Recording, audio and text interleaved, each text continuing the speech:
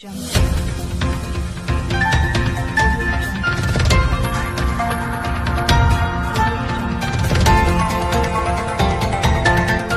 देख रहे हैं RPKP इंडिया न्यूज। कटनी संघर्ष समिति एवं शुभ ढाबा संचालक द्वारा प्रवासी मजदूरों को दी जा रही हैं निःशुल्क सेवाएं। कटनी शहडोल चाका बाईपास में शुभ ढाबा के समीप कटनी संघर्ष समिति के द्वारा प्रवासी मजदूरों के लिए निःशुल्क भोजन, पानी, दवा, कपड़े एवं जूते चप्पल की व्यवस्था 11 मई से लॉकडाउन चलने तक की जा रही है। समिति एवं ढाबा संचालक द्वारा प्रतिदिन हजारों अतिथि मजदूरों को भोजन वितरण किया जा रहा है, जिसमें कटनी संघर्ष समिति के तत्वाधान में बहुत सारी सामाजिक संस्थाएं आगे आकर इस कार्य में भाग ले रही हैं। इस पुनीत कार्य में प्रशासनिक अमला भी 24 घंटे सहयोग कर रहा है। प्रशासन के द्वारा मजदूरों को गंतव्य स्थान तक पहुंचाने की भी व्यवस्था की जा रही है। चाका स्थित शुभ ढाबा के संचालक गजेंद्र गोस्वामी गज्जू भैया ने अपना ढाबा प्रवासी मजदूरों के लिए समर्पित कर दिया है। रिपोर्ट मतीन खान के साथ cameraman Javed Khan, RPKP India news, Katni. लोग आते हैं और इस तरफ इलाहाबाद वाला भी रूट यहीं से जुड़ा है।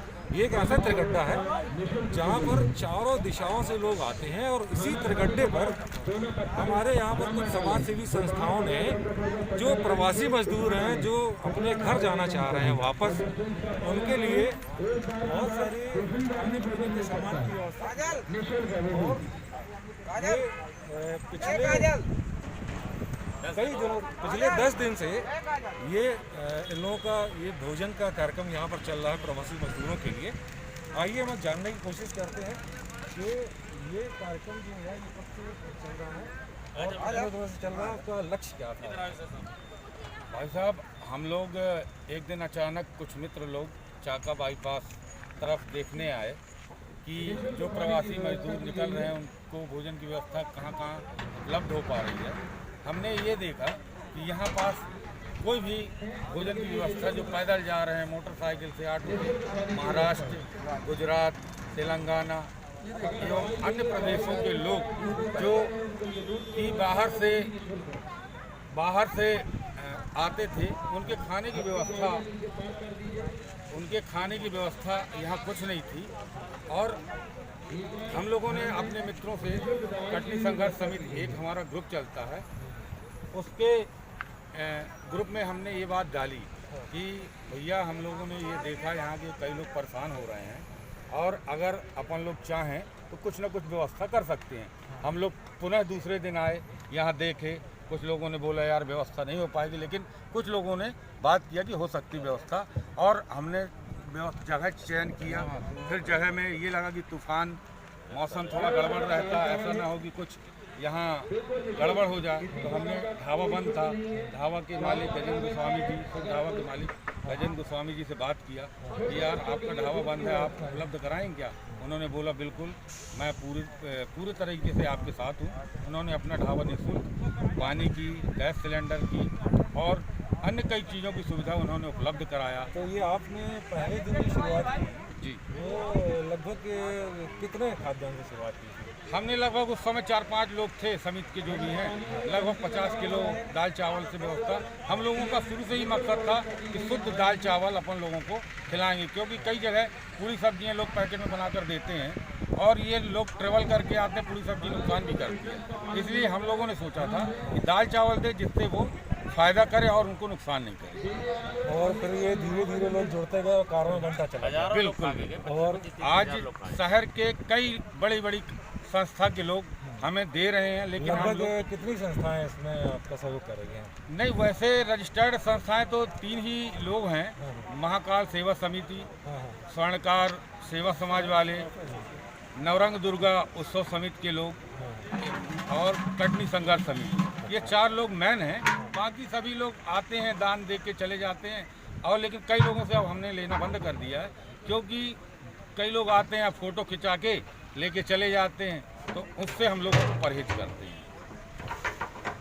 तो हम लोग ये चाहते हैं कि यहाँ जो भी कार्य हो निःशुल्क और बिना पैसे के लोग आके यहाँ सहयोग देते हैं। हम यही अपेक्षा रखते हैं कि हमारा कार्यक्रम आगे भी जारी रहे और ये कुछ ही समय के पश्चात हम लोग चाहेंगे कि यहाँ विराम दें, क्योंकि सभी लोग अब यहाँ रुकना बंद कर दिए हैं। कुछ लोग आते हैं, उनको भोजन हम लोग कराते हैं। यहाँ मैं देख रहा हूँ हमारे पास एक कोरोना फाइटर्स और भी मौजूद हैं।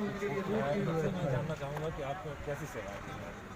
सर ये जब से मतलब लॉकडाउन स्टार्ट हुआ है तो सारे मजदूर अपने अपने घर जा रहे हैं। वर्क कर रहे थे वहाँ पर उनके जो मालिक है कंपनी तो उन्होंने मतलब 2 वक्त की रोटी भी नहीं मिली, तो शायद वो इस चीज़ से डर कर अपने घर वापस जा रहे हैं। उन सभी लोगों के लिए हमने यहाँ पर भोजन की व्यवस्था की है और ये लगातार चल रहा है जब से लॉकडाउन हुआ है तब से, और कंटिन्यू चीज़ जारी रहेगी। हमारे बीच एसोसिएशन के अध्यक्ष मैं इनसे भी 2 शब्द जानना चाहूँगा, कुछ विषय में शब्द कहेंगे। नहीं, ये तो निःशब्द वाली बातें हैं और कटनी की परंपरा है सेवा भावी, जो हमारे पिंकू शर्मा जी, सराफा एसोसिएशन के लोग, महाकाल समिति के लोगों ने निसंदेह दिन रात इन बच्चों ने बहुत मेहनत की है। ये हमारे लिए बड़े गर्व की बात है और हम लोगों के लिए बड़ा, हम लोगों को सेवा का मौका मिला इस शहर के लोगों को। इन नौजवानों ने दिन रात मेहनत करके इस शहर की फिजा को, जो गंगा जमुनी तहजीबी कहलाती थी, ये वो शहर है जहाँ इंदिरा कांड में भी सरदार खड़क सिंह चाय की दुकान खोल के बैठते थे। उस भाईचारे को कायम रखते हुए यहाँ के लोगों ने एक मिसाल दी है। मैंने देखा है कि बहुत बड़ी बड़ी दूर से लोग आ रहे थे, लोगों ने बड़ी तारीफ की कि हमको लोगों ने पानी तक नहीं महाराष्ट्र में दिया, धक्के मार के भगा दिए। धन्य का ये मध्य प्रदेश जो इस देश का हृदय स्थल कहलाता है, वो भाईचारा हमको देखने को मिला, सेवा देखने को मिली। आप देखिए नंगे पाँव लोगों के लिए नई नई चप्पलें ला के लोगों ने दी। ये हमारी बेटियाँ लोग इतनी सेवाएँ कर रहे हैं, घरों से खैरनी दुर्गा चौक से मोटरसाइकिलों से स्कूटियों से आके बना रहे हैं। लगभग एक दिन में 25-25 हज़ार लोगों ने यहाँ से भोजन प्राप्त किया है। ये हमारे लिए बड़े गर्व की बात है कि हम उनके किसी काम आ पाए। हमारे शहर की प्रजा से, माँ जालपा की नगरी से जो लोग निकले हैं, उन्होंने हमें आशीष दिया और उनकी कृपा से हम उनकी किसी को भूखे को दे पाए। हमारी 2 ही लाइन रहती है हमेशा, कबीरा कहे कलाम से, कर साहिब की बंदगी और भूखे को अन्न दे।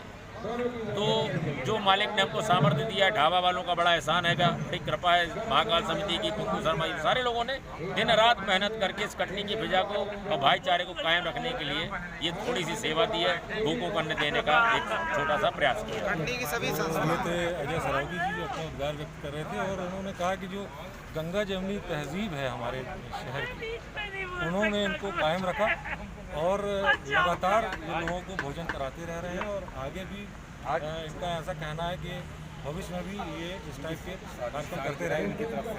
अच्छा, आज का जो भोजन जो किया जा रहा था वो पंकज राय की ओर से था, उनको समर्पित था। इनकी शादी की सालगिरह थी, इस उपलक्ष्य में उन्होंने ये भोजन की व्यवस्था की। 2 शब्द कहेंगे।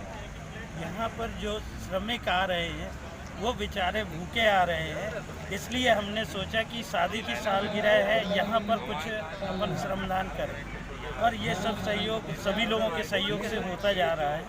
धन्यवाद। तो ये थे गजान भैया, भाई भी उपस्थित हैं जिनका ये आप देख रहे हैं, ये शुभ ढाबा जो है, ये मैं चाहूँगा थोड़ा सा जूम करके बताएं। ये शुभ ढाबा फैमिली रेस्टोरेंट है गजान भैया का, और इन्होंने बड़ी समर्पित भावना से ये जो ढाबा है ये प्रवासी मजदूरों के लिए निःशुल्क कर दिया है और अपनी सेवाएं दे रहे हैं। मैं इनसे 2 शब्द जाएगा।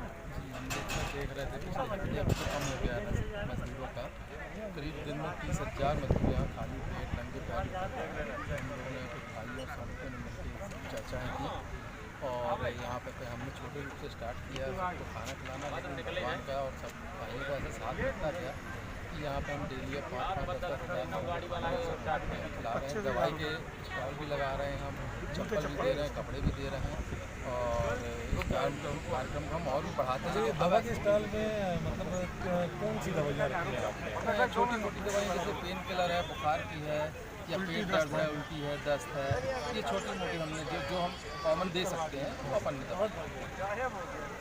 इसके अलावा और क्या क्या सुविधा? हमने दूध वगैरह बच्चों के लिए कपड़े रखे हैं, हमने चप्पलें रखी हुई है हमने, और अगर कोई आता है गर्म पानी वगैरह मांगता है, किसी बीमारी का दूध, बिस्किट, ब्रेड, मतलब खाने का तो सभी सामान हम यहाँ पर देख रहे हैं। जैसे कि कहा गया कि हमने लोगों की चप्पल, हम थोड़ा चाहेंगे कि ये वो सारी चीज़ों की व्यवस्था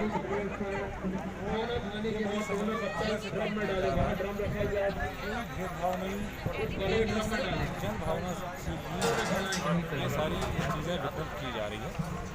तो और कुछ अपन उधर दूर से दें।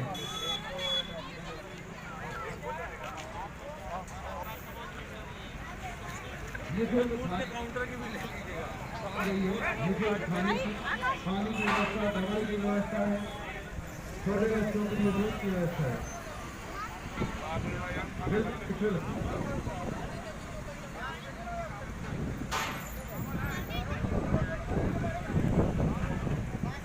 हेलो,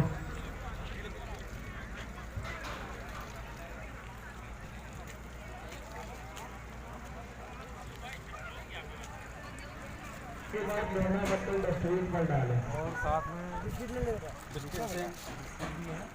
नेगेटिव चीज़ है जो बच्चों के लिए बहुत फायदेमंद है। सफ़र में क्या बच्चों को सबसे बड़ा तकलीफ हो रहा है इस समय। जो बच्चे क्या है इतने लंबे सफ़र में हैं तो उनको क्या है, बच्चों को खाना तो यहाँ पर बड़ों को मिल रहा है लेकिन बच्चों के लिए कोई व्यवस्था नहीं मिल रही है। तो बच्चों के लिए दूध की हम लोगों को ऐसा लगा कि बहुत ज़्यादा आवश्यक है और हम तो गवर्नमेंट से मांग कर रहे हैं। इस समय पे नेशनल हाईवे में दूध के काउंटर अति आवश्यक हैं क्योंकि जिनको भाइयों को खाना नहीं मिल रहा है, माताओं को खाना नहीं मिल पा रहा है तो बच्चों को दूध भी नहीं पिला पा रही हैं। एक बहुत बड़ी समस्या है। तो हम तो सरकार से आपके माध्यम से निवेदन करते हैं कि नेशनल हाईवे पे इस समय पे दूध के काउंटर बहुत अति आवश्यक है। धन्यवाद जी। हाँ बोले, आप बोले। वीडियो बनाते ये जो भी सेवा हो रही है एमपी में, ये सबसे बेस्ट सेवा हो रही है। ऐसी सेवा जो है महाराष्ट्र में चाहे हम रास्ते में कहीं भी आए, ऐसी सेवा अपने को नहीं मिली। हाँ, एमपी में जो सेवा हो रही है, सेवा अपने को एमपी में मिली ना। हाँ, लोग दिल खोल के सेवा कर रहे हैं और कोई भेदभाव नहीं। अच्छा, एक नंबर की सेवा कर रहे हैं। कुछ भी हो, है ना। हाँ।